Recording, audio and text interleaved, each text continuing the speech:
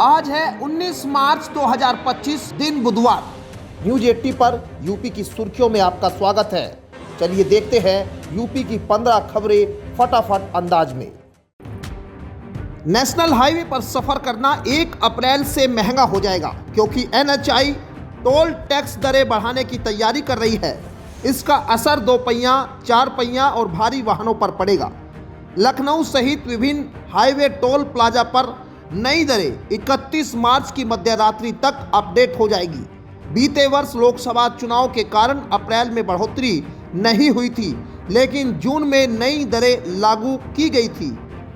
इस बार Sitapur road, Kanpur highway, Ayodhya highway और रायबरेली मार्ग के टोल प्लाजा पर टोल टैक्स बढ़ने से यात्रियों की जेब पर अतिरिक्त भार पड़ेगा। मुख्यमंत्री योगी आदित्यनाथ ने 7 जिलों में पुलिस कमिश्नरेट भवनों के निर्माण में तेजी लाने के निर्देश दिए हैं। वाराणसी, लखनऊ, गाजियाबाद, आगरा, कानपुर, गौतम बुद्ध नगर और प्रयागराज में जल्द निर्माण कार्य शुरू होगा। 8 जिलों में पुलिस लाइन भवनों के निर्माण के भी निर्देश दिए गए। जालौन, बलरामपुर और मिर्जापुर में नई महिला PSC वाहिनी स्थापित होगी, जबकि संभल, बिजनौर और अयोध्या में पुरुष PSC वाहिनी बनाई जाएगी। उन्होंने अधिकारियों को निर्देश दिए हैं कि हापुड़, चंदौली, औरैया, संभल, अमरोहा, शामली, अमेठी और कासगंज में पुलिस लाइन के आवासीय व अनावासीय भवनों के निर्माण का कार्य जल्द शुरू करा जाए। प्रधानमंत्री आवास योजना के लिए अगर आप भी आवेदन करना चाहते हैं तो ये खबर आपके लिए बहुत जरूरी है। सरकार ने नियमों में कुछ बदलाव किए हैं। आवेदन से पहले यह आपके लिए जानना जरूरी है कि उत्तर प्रदेश में प्रधानमंत्री आवास योजना को लेकर कुछ बदलाव हुआ। इस नए बदलाव के तहत अब सिर्फ महिला मुखिया को ही प्राथमिकता दी जाएगी।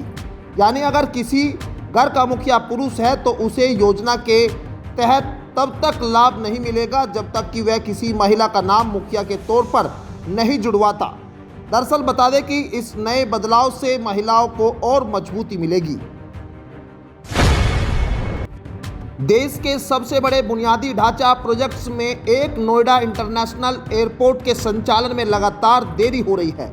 एयरपोर्ट को DGS से मई 2025 में एयरोड्रम लाइसेंस मिलने की संभावना है, लेकिन तब तक हर दिन 10 लाख रुपए का जुर्माना एयरपोर्ट बनाने वाली company Yamuna international airport limited को भरना होगा।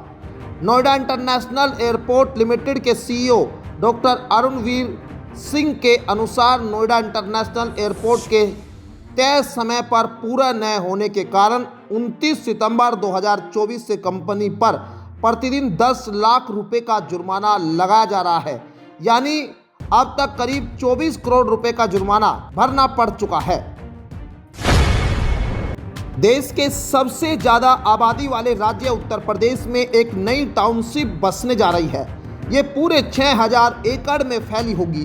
दरअसल जिस इलाके में ये बसने वाली है उस एरिया में ऐसी टाउनशिप करीब 40 साल पहले बसाई गई थी और अब सरकार ने करीब 4 दशक के बाद यहाँ नया शहर बसाने का फैसला लिया है।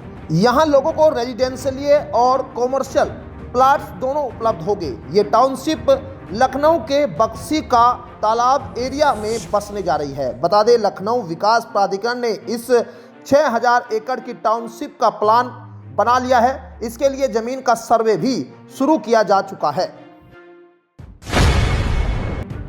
वाराणसी में लहरतारा से BHU तक बनने वाली 4 लेन सड़क के साथ ही मंडुआ डीही चौराहा और भिकारीपुर तिराहे पर लगने वाले जाम से जल्द निजात मिलेगी। शासन ने दोनों स्थानों पर प्रस्तावित फ्लाईओवर के लिए बजट मंजूर कर दिया है। मंडुआ डीही में 56.73 करोड़ और भिकारीपुर में 118.84 करोड़ रुपए की लागत से फ्लाईओवर बनेगा। लहरतारा से BHU वाया विजया माल तक 9.512 किलोमीटर लंबी 4 लेन सड़क बनाई जाएगी। शासन ने दोनों फ्लाईओवर का बजट मंजूर करते हुए लोक निर्माण विभाग को जल्द से जल्द काम शुरू कराने का निर्देश दिया है। भिकारीपुर तिराहे पर Y आकार में फ्लाईओवर बनेगा। गोरखपुर को पूर्वांचल एक्सप्रेसवे से जोड़ने वाला गोरखपुर लिंक एक्सप्रेसवे को लेकर खुशखबरी है। गोरखपुर लिंक एक्सप्रेसवे से शुरू होने की तारीख सामने आई है। अगले महीने से गोरखपुर लिंक एक्सप्रेसवे पर वाहन फर्राटा भरने लगेंगे। दरअसल 91.35 किलोमीटर लंबे इस एक्सप्रेसवे को 13 अप्रैल को खरमास खत्म होते ही सीएम योगी आदित्यनाथ लोकार्पण कर सकते हैं। इसको लेकर तैयारियां की जा रही है। गोरखपुर लिंक एक्सप्रेसवे के जरिए गोरखपुर से लखनऊ का सफर आसान और तेज हो जाएगा। शुरुआत में यह एक्सप्रेसवे 4 लेन है। इसे भविष्य में 6 लेन तक विस्तार दिया जा सकता है। नोएडा और ग्रेटर नोएडा में अप्रैल से नई सर्किल रेट पर संपत्ति की रजिस्ट्री शुरू होने वाली है। अगले हफ्ते प्रस्तावित सर्किल रेट की लिस्ट पर लोगों से आपत्तियां मांगनी शुरू होगी। नोएडा, ग्रेटर नोएडा में 10 से 70% तक सर्किल रेट बढ़ने प्रस्तावित है। सबसे ज़्यादा कृषि की दरों में 70% इजाफा संभव है। लोगों को आपत्तियां दर्ज कराने के लिए करीब 15 दिन का समय दिया जाएगा। आपत्तियों का निस्तारण कर नए सर्किल रेट लागू होंगे। प्रस्तावित लिस्ट के हिसाब से नोएडा में आवासीय संपत्ति में 10 से 25% तक बढ़ोतरी होगी।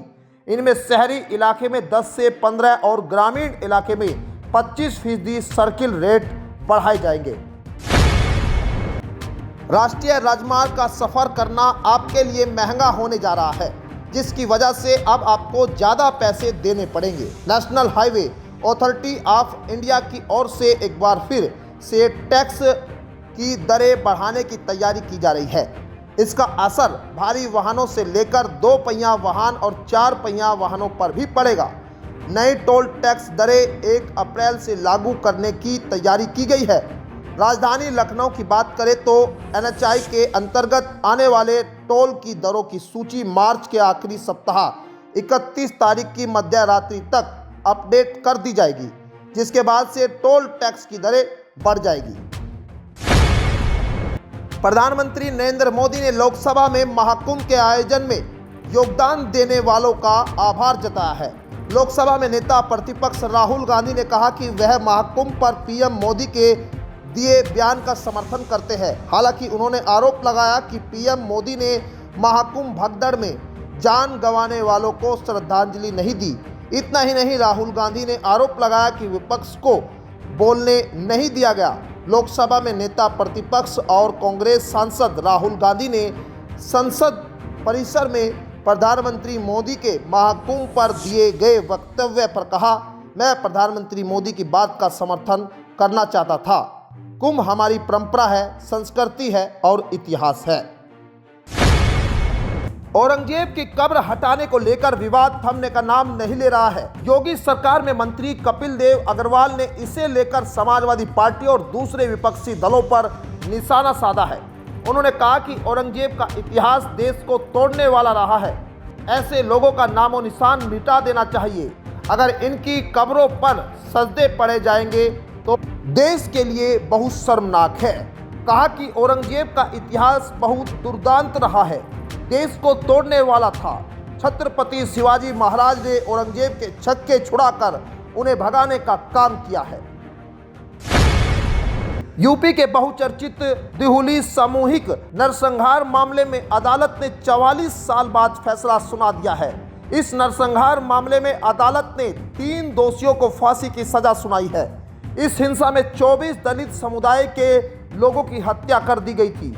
अब अदालत ने 24 लोगों की हत्याकांड के तीनों आरोपियों को फांसी की सजा सुनाई है और 50-50 हजार रुपए का जुर्माना लगाया है। अदालत ने राम सेवक कप्तान सिंह रामपाल को फांसी की सजा सुनाई है। इस हत्याकांड के 17 आरोपियों में 13 लोगों की पहले ही मौत हो चुकी है। मैनपुरी की दिहुली गांव में 1981 में जातीय हिंसा में 24 दलितों की हत्या हुई थी। इस मामले में 3 आरोपियों को दोषी पाया गया है। भाजपा की ओर से जिलाध्यक्ष व महानगर अध्यक्ष की घोषणा के बाद सपा और कांग्रेस में भी बदलाव की सुसुवाहट तेज हो। इन दोनों दलों की जिला और महानगर कार्यकारिणी में बदलाव किए जाने हैं। सपा ने अपनी नई सूची को लंबित रखा है, वहीं कांग्रेस स्थानीय स्तर से मांगे गए नामों के पैनल पर विमर्श कर रही है। माना जा रहा है कि अब जल्द ही सपा भी अपने पत्ते खोल सकती है। बरेली में महानगर अध्यक्ष शमीम खान सुल्तानी 5 साल का कार्यकाल पूरा कर चुके हैं। कई विवादों के बीच जिला अध्यक्ष शिवचरण कश्यप भी 3 साल का कार्यकाल पूरा कर चुके हैं। चर्चा है कि दोनों ही पदों पर नए चेहरे की घोषणा हो सकती है। यूपी के संभल में नेजा मेला पर रोक लगने के बाद सियासी बयानबाजी शुरू हो गई है। विपक्षी दलों ने जहां सरकार पर निशाना साधा, वहीं मंत्री ओम प्रकाश राजभर ने इस पर प्रतिक्रिया दी है। उन्होंने कहा कि काबुल से चलकर मठ मंदिरों को लूटते हुए भारत पर कब्जा करने आए और पहुंचे विदेशी आक्रांता की याद में मेले का आयोजन करना हरगिज जायज नहीं। महाराजा सुहेलदेव ने भी ऐसे आक्रांताओं से लोहा लिया था, मगर उनकी याद में कोई आयोजन नहीं होता, उल्टे आक्रांता की याद में जलसा करते हैं। संभल पुलिस प्रशासन द्वारा अचानक से नेजा मेला पर रोक लगाने के सवाल पर राजभर ने कहा कि जब जानकारी हुई तब एक्शन लिया गया। देश में मौसम ने एक बार फिर करवट बदली है। राजधानी लखनऊ में सुबह अचानक गरज चमक के साथ बारिश हुई, जबकि कुछ इलाकों में ओले भी गिरे। इस कारण तापमान में गिरावट दर्ज की गई। हालांकि दिन चढ़ने के साथ मौसम साफ हो गया और धूप खिली। मौसम विज्ञान के अनुसार 21 मार्च को पूर्वी उत्तर प्रदेश के कुछ जिलों में गरज चमक के साथ वज्रपात की आशंका जताई है। अगले 2 दिनों तक तेज हवा चलने की संभावना है। इस अवधि में पश्चिमी यूपी में मौसम पूरी तरह साफ रह सकता है। 23 मार्च को प्रदेश में मौसम पूरी तरह साफ रहेगा। तो ये थी आज की 15 फटाफट खबरें। अगर आपको वीडियो पसंद आया तो वीडियो को लाइक, शेयर व कमेंट जरूर करें। धन्यवाद।